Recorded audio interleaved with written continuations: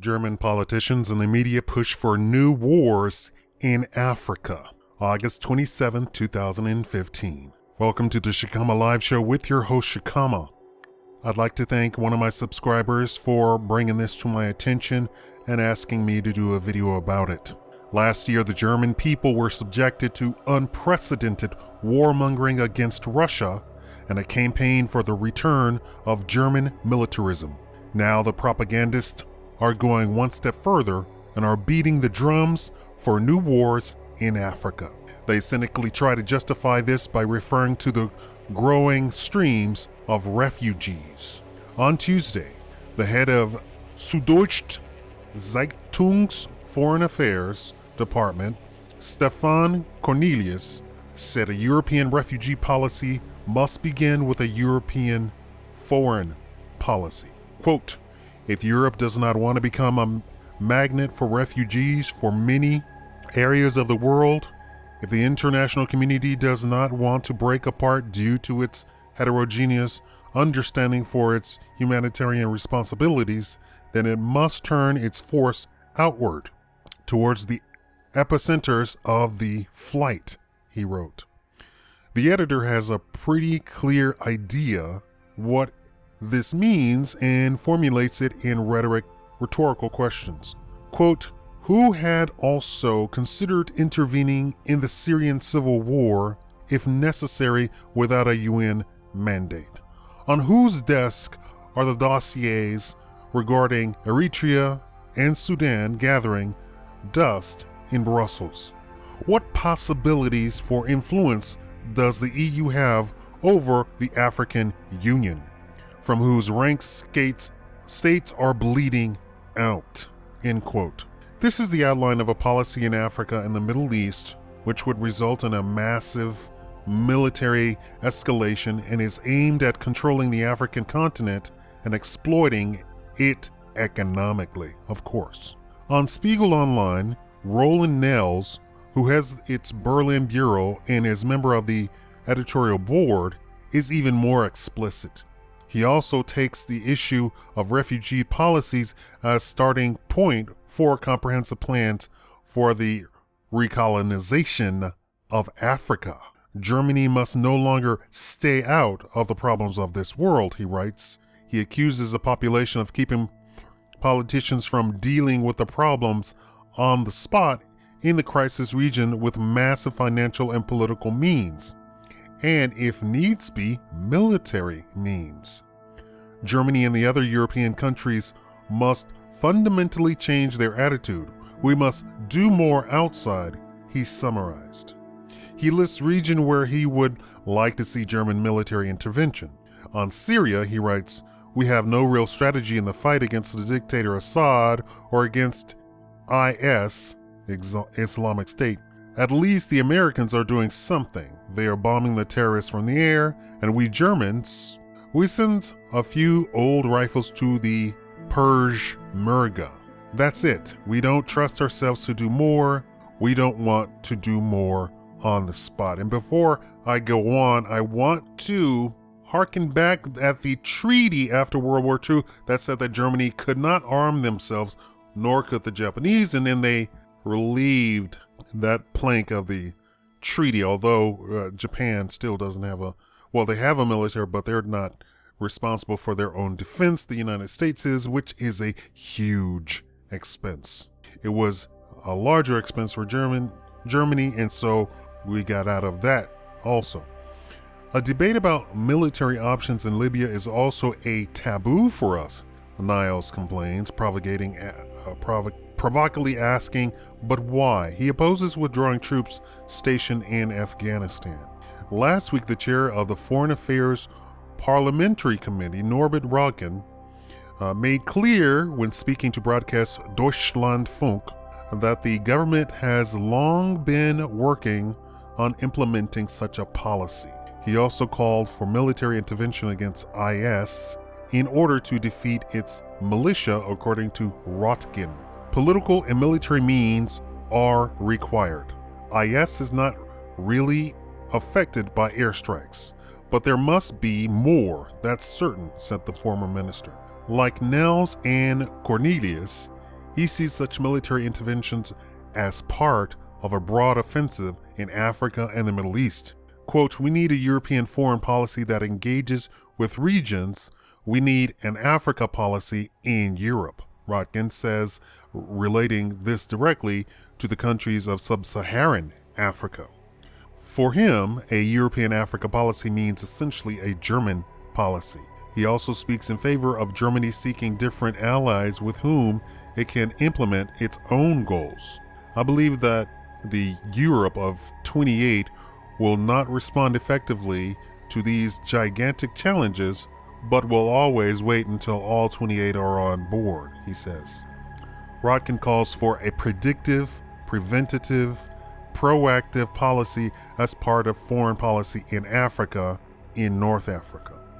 One of the main foreign policies experts in the German parliament is advocating a preventative Africa policy, i.e. an aggressive policy based around German interests, which includes military intervention.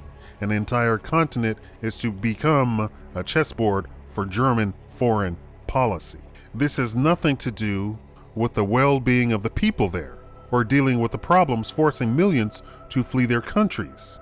It is a cynical war propaganda. In reality, it was the military intervention by the NATO powers that have destroyed whole societies in the Middle East and Africa.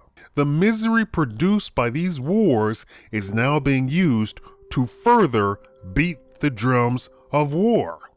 Rather, the demand for an offensive in Africa is connected with the return of German militarism.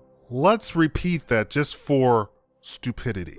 Rather, the demand for an offensive in Africa is connected with the return of German militarism.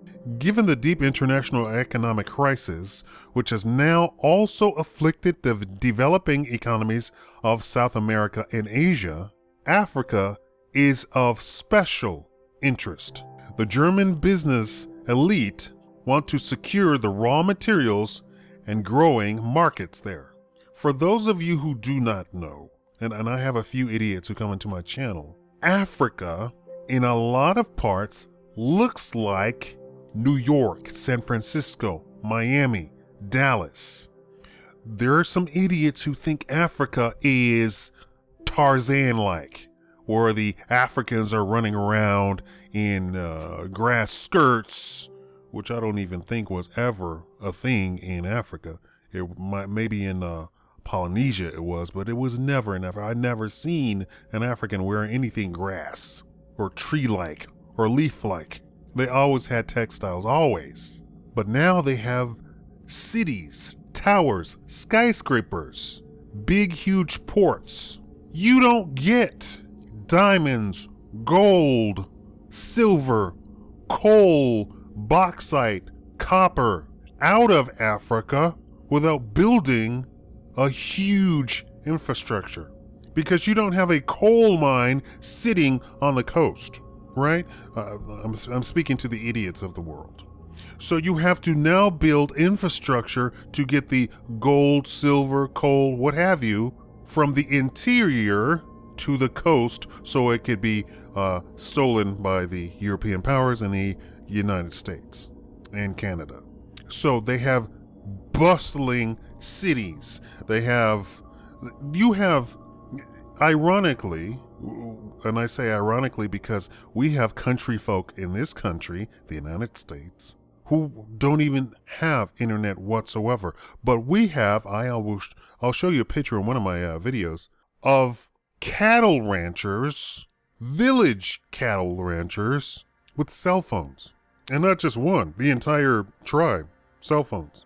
This is how you have Google, Microsoft, Apple scrambling to get their product into Africa, into Kenya, into Ghana, into Nigeria, the richest economy there, into Ethiopia, scrambling to get their product there. Because China is not the up-and-coming economy. All of the countries in Africa are the up-and-coming economies. We have billionaires in Africa, multi-millionaires in Africa. Regular millionaires in Africa. And if you don't understand the difference between somebody who's worth $2 million and somebody who's worth $200 million and somebody who's worth $1 billion, you need to check that out. It is between those amounts is a mountain of difference. And the amount of people that they personally affect is a mountain of difference. A billionaire affects armies. A hundredaire affects armies as well. A person only worth $2 million affects him and his wife and his kids at best. He may or may not have a driver or a maid. In May 2014, Berlin formulated its Africa Policy Guidelines, which dealt with these questions extensively and are the basis for Röntgen's proactive plan. They talk about Africa's growing relevance for Germany and Europe due to the continent's economic potential and rich natural resources. Berlin therefore wants to strengthen Germany policy, security, and development policy engagement in Africa, to intervene early, quickly, decisively, and substantively, and comprehensively deploy the whole spectrum of its available means. That's all the way from economic to military. And it's not going to be in favor of Africans. It's not going to be in favor of Kenyans. It's not going to be in favor of Egyptians. Since then, the German government has already considerably expanded its military interventions. In June, the first phase of the EU military operations, EU NAV4 Med, was launched in the Mediterranean. Germany is participating in it with 327 soldiers and 2 frigates. Phases 2 and 3 will see the capture and destruction of refugee boats at sea, and according to reports, also the use of bombers and ground troops in Libya. Did you just hear that? They are going to start killing the refugees coming out of Africa. Refugees. These are civilians. These are not military people. These are civilians in these boats. That's men, women, and children. In the United States, we have the feminist and the homosexual groups, lobbyists, talking about that their cause is the most important cause on the planet. You really need to step in line because we have priorities that are much more. I keep saying I'm a humanist. I'm for humanity. I'm for people living the best possible life that they can without the destruction of somebody else. This is why I'm not for illegal immigration or illegal aliens coming to the United States destroying the economy, which is exactly what they're doing. We get nothing, less than nothing out of illegal aliens. We don't get this boon in cheaper resources due to cheaper labor. The only people who really profit from that are the people or are the big giant corporations. The common citizen does not benefit from cheap labor. Food prices, how are they doing? Gas prices, which has nothing to do with cheap labor. Gas prices, is it back to $1 a gallon? When you raise gas up to $5 and then you lower it to $3, people go, oh my God, oh thank God, it's now $3. It was $1 before. Put things into perspective. Earlier this month, the United States announced that together with Germany, France, Britain, Italy, and Spain, it was planning a comprehensive military intervention in Libya. Libya is a sovereign state, mind you. They have their own government, mind you. But I thought the UN was telling the United States that it cannot invade a sovereign state, i.e. Ukraine. Thousands of mainly European soldiers will participate in the operation. In July, Germany took the lead in the military training mission in Mali and also the unlimited extension of the operation. In the last weeks, talks have also taken place with the Netherlands to deploy more German soldiers in the embattled north of the country. In addition, Defense Minister von der Leyen is stepping up cooperation with the Tunisian military. Now, the media is beating the drum for an expansion of this policy and for new wars in Africa. So the protagonists are often the same as those whipping up incitement against Russia in recent years and who called for a military intervention in Ukraine. Stefan Cornelius, who has close ties to the government-related think tank, vehemently advocates confrontation with Russia. What are you going to accomplish, Germany, by confronting Russia? Russia can crush you economically, militarily. Rotkin, too, is one of the rabble-rousers. He has vehemently advocated economic sanctions against Russia. When Greek Prime Minister Alexis Tsipras paid a state visit there, Rotkin declared this to be un-European. Now they are planting their flags in the map of Africa once more. So they're calling for colonialism all over again. They want to settle Africa all over again. But now it's people walking around with cell phones, iPads, Uber taxis. Yes. And I'm assuming they have their own guns. It would behoove all of the African nations to adopt a Second Amendment just like the United States, where every citizen is armed to the teeth. You want to put a stop to white supremacy? You want to put a stop to colonialism? The second wave? Actually, it's the third wave. They never actually left. And they just convinced them that giving us your resources, quote unquote, selling us your resources, and it wasn't selling. They blackmailed all the leaders. What is this, Mugabe? They keep saying, oh, he's a tyrant. Oh, he's horrible. Oh, he's a tyrant. Oh, he's horrible. He's being blackmailed by the CIA, the United States, and other very secret government agencies of the United States, and the IMF, the International Monetary Fund, the World Bank, completely blackmailed. He's calling for the final kicking out of white people out of his country. And they're saying, oh, we're Africans. You're not an African. Come on. You don't come into my house, sit in my living room, turn on my TV and say that you've been here for 3 hours. This is your house. Hold a gun to my head, hold my wife and kids hostage and declare that this is your house. The ridiculousness of Europeans is just beyond imagining. White people should be kicked out of Africa, period. You wouldn't want that in your house, would you? Does that make any goddamn sense? We're gonna go, and for those people who don't know, Africa, all the different nations in Africa were trade partners with Europe for hundreds of years. Put aside this whole slavery stuff that you've been completely miseducated on. Africa did have guns. Africa did have cannons and what have you. How? First of all, we have all of the natural resources. First of all, right off the top, boom, we have the natural resources. I don't know about gunpowder, but we made steel. We made steel. We, Africa, made steel. At the height of it, we were trading kilotons of weapons to Europe. They don't teach you this in school. I know they don't. They wouldn't dare. They want to keep you in this la-la land where black people are somehow completely moronic, completely unintelligent. Now, there's the other narrative that the white people went there and stole all the gold and diamonds. First of all, diamonds are everywhere. If you own your own property, I want you to go dig up your property, and I'm pretty sure you'll find diamonds on your property. It's not rare. It's not even close to being rare. It's as unrare as shale. So Africa traded guns, Africa traded steel.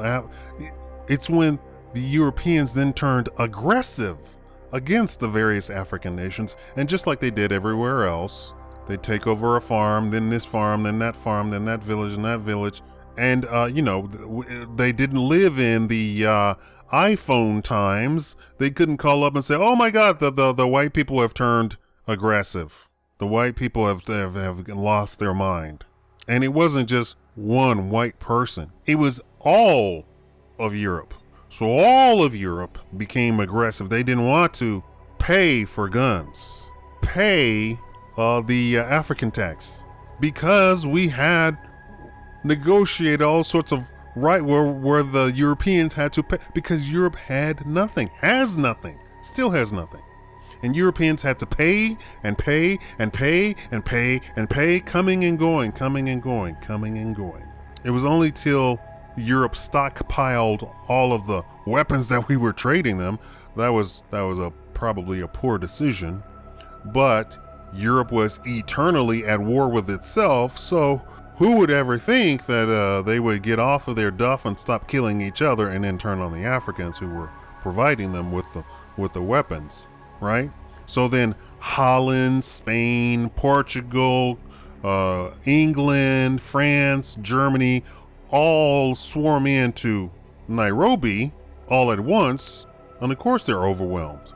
Nobody would have thought that France and England would be on the same side, and Germany and Spain. Nobody would have ever dreamed of such a thing. Not in a million years. If you understand the animosity, if you know European history, there's some bad blood there. France thinks it owns England, and England thinks it owns France. It is just outrageous. And Spain thinks it owns England too, and Germany thinks it owns England as well, right?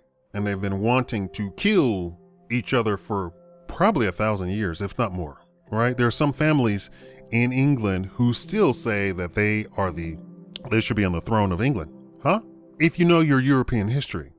So imagine with that backdrop that these people all of a sudden all buddied up and then went in Africa and started turning aggressive against the Africans that they've been trading with and giving money to for hundreds of years. And then they started the slave stuff. The slave stuff is not that old. It's not that old. White slaves, remember, if you know your European history, white slavery had been going on for thousands of years. Nobody wants to talk about that.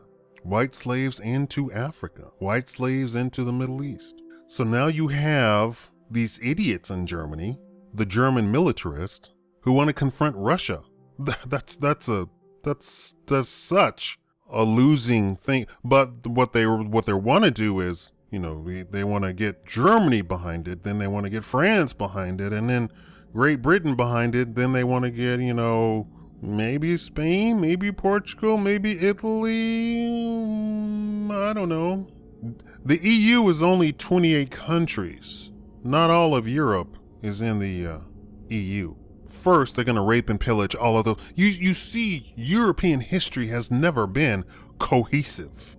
Never. That's why the whole Africa thing is a shock to both Africans and the rest of the world. By promoting the whole white supremacy and white is better and white, it doesn't make sense because Europe has never been this powerhouse.